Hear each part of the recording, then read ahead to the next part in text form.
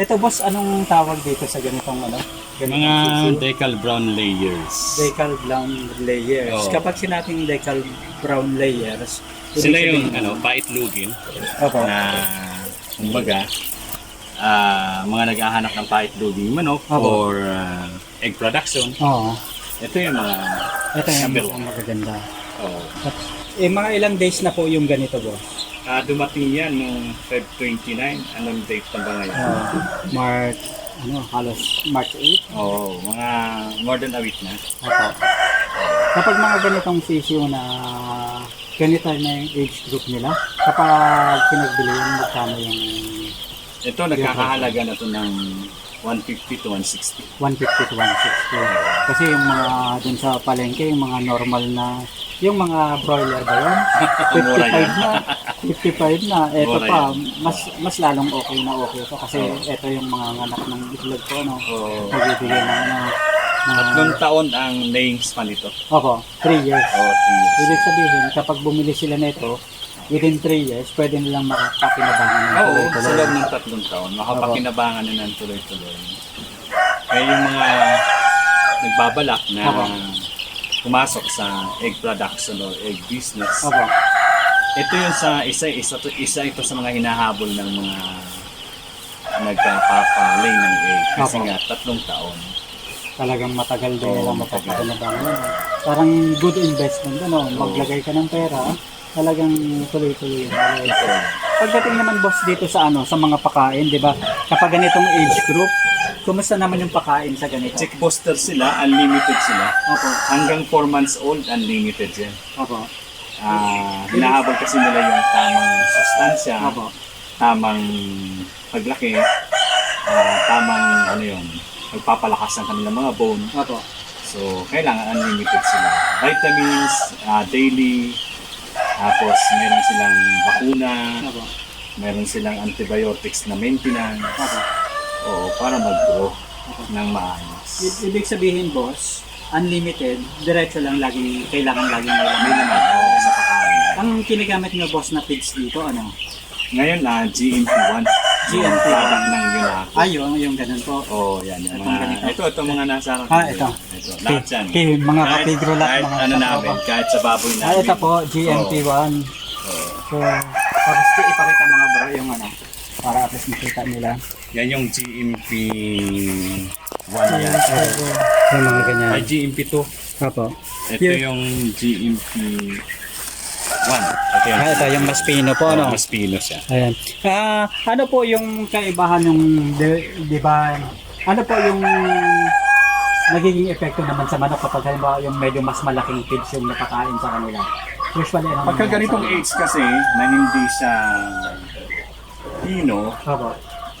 definitely, parang tao yan na Nagugulo na. nabubulunan, Opo. diba? Tapos nasisira yung kanilang intestine. Yan.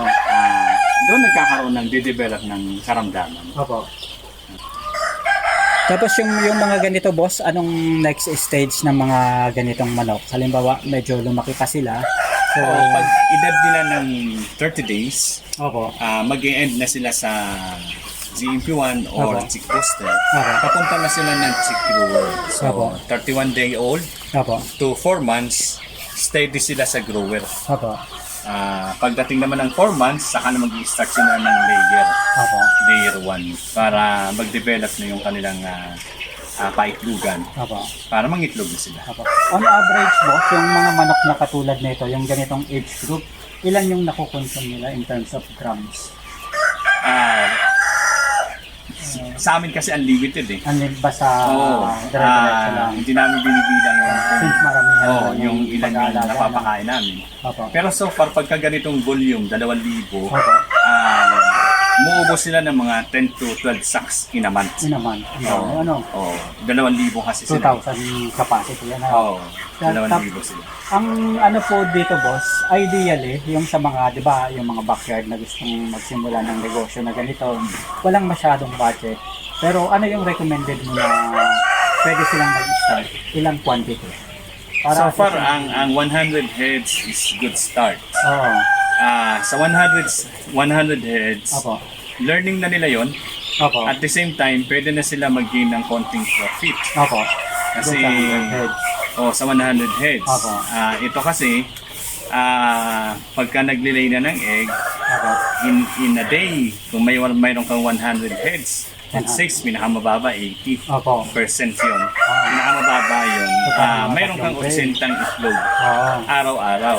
So, sa 80 itlog, i-times mo into 8 Oo. pesos. Diba? So, meron silang, Parang mga 316. anong tawag doon? 8 times 8, 640 Oo, a day. Mga ano, Diba? So, meron silang 640 a day. 80 times.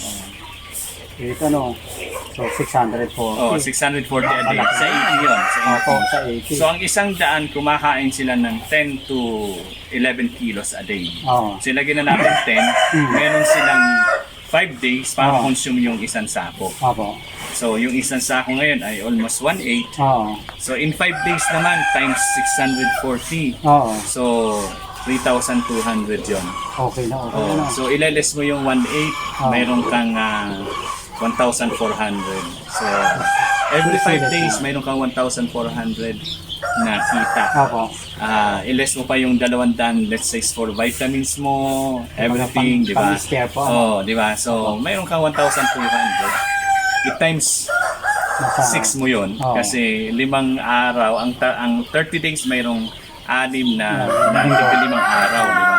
So, kikita ka ng 6 to 7,000 for 100.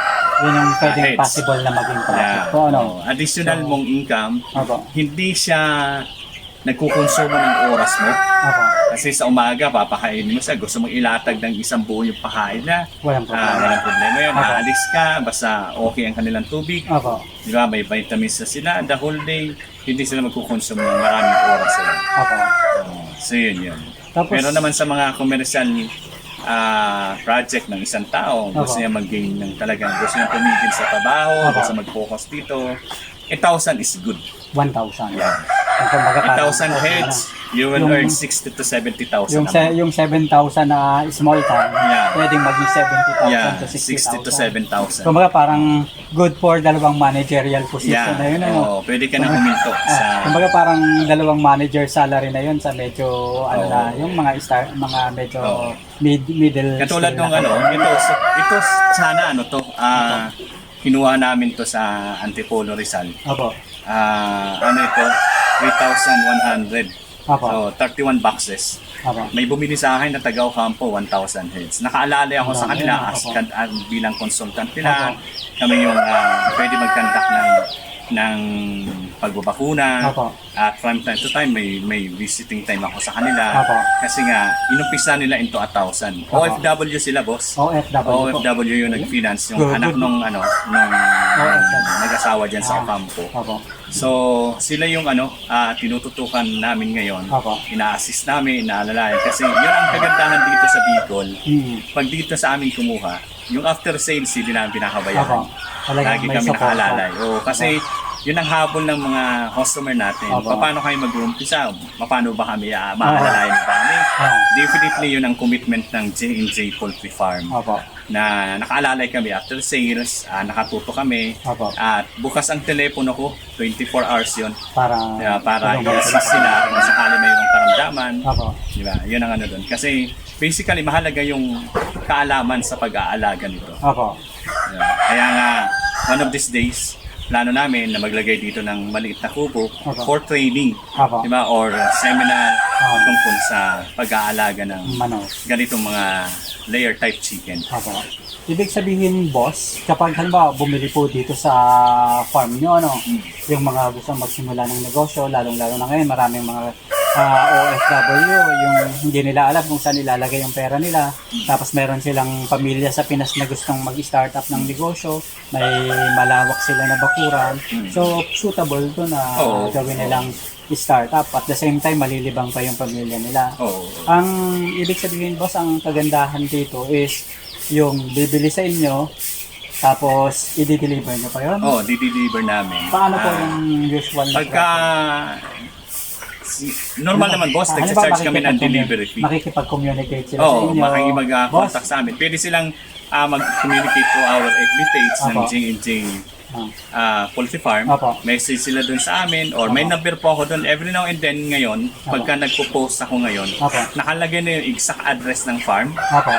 tapos yung contact number doon. Oo. For the reason na bago sila bumili, punta muna dito, May site bisitahin, visit, ano? bisitahin nila yung Maganda. lugar kasi Opo. para makita nila kung gaano kalihitimo o kalegit yung ating farm. Opo. Pangalawa, gaano ba kami ka-concern sa kanila, Opo. paano nila ipapanalo yung kanilang pag-uumpisa ng negosyo. Opo. Ayos yun po, talagang, sulit na sulit. Tapos, sa ganito, boss, ano yung mga usual na nagiging problema naman sa mga startup ng mga small business na, ano ba, yung mga gustong magsimula ng mga maliliit na business, sabi mo nga, 100 chicken, okay na. Usually, anong mga napiface na mga karanasan o problema ng mga Sa pagmamanukan naman sa lahat ng mga livestock, Opo. especially sa pagmamanukan, Oh, ang common na problem na na-encounter yung mga common diseases Opo. ng manok katulad ng sipon, Opo. pisik, hala, mga ganun lang yung mga common. And treatable lahat yan. may solusyon ka. Yeah, lahat yung treatable. As long na susundan natin yung tamang sistema, maintenance Opo. ng pagmamanukan. Kasi Opo. ang pinakamahalaga sa pagmamanukan, yung kaalaman mo sa pag-aalaga nito, Opo. isa doon yung mga bibigyan ng solusyon Opo. sa mga common diseases ng manok. Yun talaga yung pinaka, Oo. pinaka-importante, Basic lang naman yon, hindi naman ganun kalala pagdating sa pagmamanukan. At mahalaga yung tama, di ba? At katulad ng ating pinag-usapan minsan, Opo. mas maganda kung ma-series to, Opo. di ba? Na from time to time, ma-vlog ninyo sa inyong di ba? Kung paano ba pag-umpisa nito, ano ba dapat yung mga dapat na malaman, Gawin. di ba? Kaya nga magkakandak din kami dito ng training Opo. sa mga beginners at sa mga datihan din Opo. na gustong mag-refresh regarding sa pag-aalaga ng ganitong mga layer type chicken. So willing po kami magturo dito. At the same time, meron kayong lunch Opo. na ang iahain namin yung mga ganitong uri ng manok. Yung mga lalaki, di ba? Yung mga Talagang lalaki. busog na busog yung Oo. mga may Ganun. training na, may pakain pa, Oo, yung ganun. Tanong ko lang, boss, ito, yung nakikita ko ngayon, pakita mo nga, boss. Yung nakikita natin ngayon, di ba? Talaga bang yung kulungan nila talagang ino-open na ganito? Pagka ganitong grabe init, Opo. so one side ng aming brooding pen, katulad Opo. yan, nakabukas. Opo. Tapos nakaangat din yung mga nila, yung Opo. mga sako lang ginamit namin. Opo. Yeah. Pero pagkagabi lahat yan naka-close. Naka-close. Kasi kailangan nila yung init. Minsan Opo. binabawasan namin yung mga dilaw na ilaw. Opo. Makikita mo lang kami, Naka-white light. white Opo. yung LED natin, yung Opo. LED na lights natin. Yun ang nakagamit sa kanila. Okay na yun sa kanila. Opo. Kasi pagka ito, binagsak ko pa yan, plinos ko pa yan, yung sobrang init magkakos ng karamdaman sa kanila. Nakakaano rin pala. Oo, automatic yun, pwede sila magkasipon. Opo. Automatic yun, pwede silang magkaroon ng karamdaman agad. Opo. Ibig sabihin pala, di ba Tinitest din natin yung temperature sa loob. Opo. Ayos pala, eto boss, yung pagdating naman sa cleanliness, Opo. eto nandito ako, pero wala akong naamoy na baho. Baho, oo. So, paano yung, di ba yung ibang manukan, kapag Masyado mabaho. pumasok tayo, yung Mabaho. kahit nasa kalsada pa lang, Amoy amoy mo na. na. Oo. Pero dito, malayo, malapit, Oo, walang amoy. anong sekreto naman yun, boss? Ito yung mga ipa natin. So, every 3 days to 1 week, Opo. pinapalitan po namin yan. Opo. Makikita mo ito, yung mga nakasako ng ganyan. Ito po. No, yan. Yung mga luma na yan. Na, habang ngayon, dito kasi isa natin kasama dito. Nagpapalit siya ngayon. Kasi nga every 3 or 5 days, 7 Opo. days, nagpapalit kami. Ito si, Yan, si Dilbil.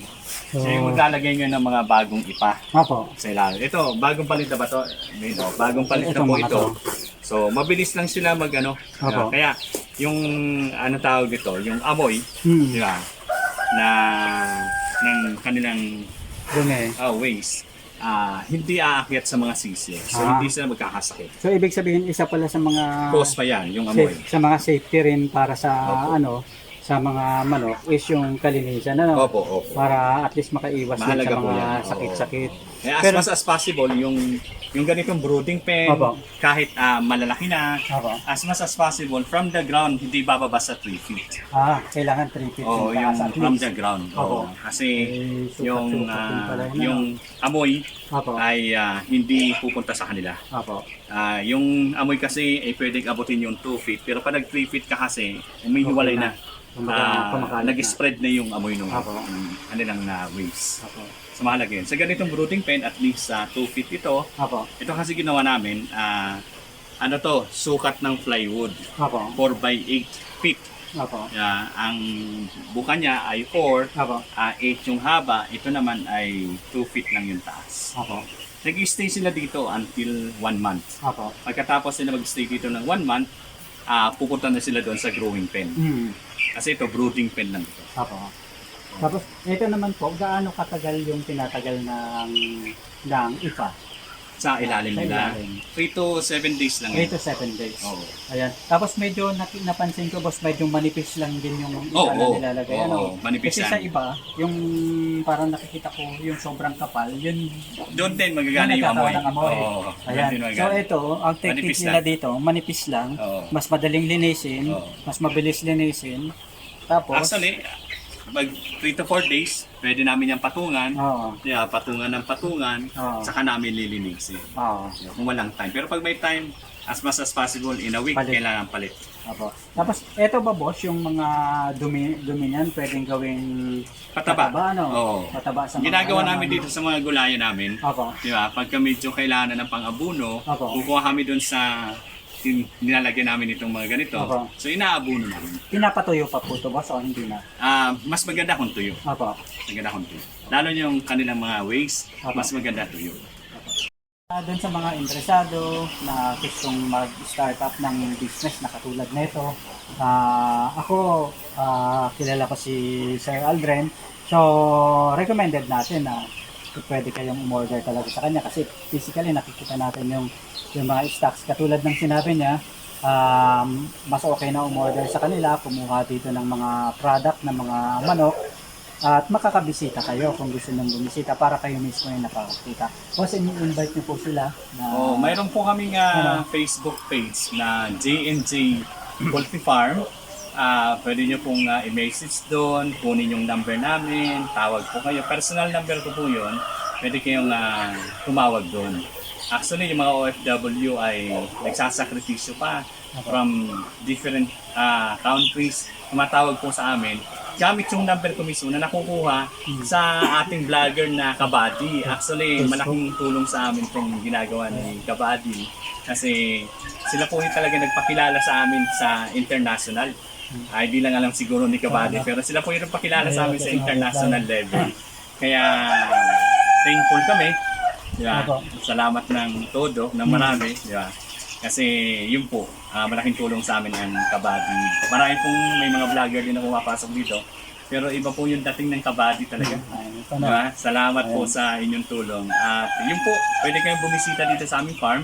Nandito po kami ngayon sa Zone 2, Pugay, San Jose Partido, Camarines Sur. Lagi kong nilalagyan na ng partido kasi yung San Jose ay mayroon din kasi San Jose Pili. May Cebu. Di ba? Di ba? Ganon. So, kaya lalagyan ko ng partido kasi nasa partido area po kami ng Camarines Sur. O, sa ika-4 na distrito ng Camarines Sur. So, anytime po, you can contact us. At saka ito, mabilis lang din na puntahan to. At saka kung gusto nyo namang umorder, gusto nyo makita physically. Sa atin kasi yung mga OFW nating mga katropa, kahit yung mga normal na gustong magnegosyo lang, mas maganda yung nakikita natin talaga yung physically yung product. Kasi sa panahon ngayon, alam naman natin, laging napakaraming mga scammer, lalo na sa social media.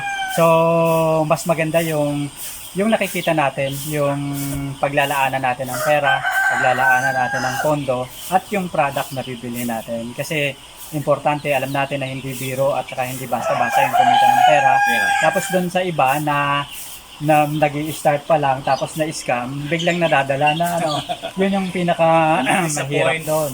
At Oo. nawawalan ng pag-asa. Tapos So kaya ang nawawalan lagi ng kong challenge ganyan, sa kapag ka nagpo-post kami, Opo. ang lagi kong challenge, bisitahin kami. Oo. O wag nang masyadong maraming tanong. Punta Oo. kayo, dito tayo magkwentuhan. Ayan. Mag-i-enjoy kayo dito sa aming maliit na farm.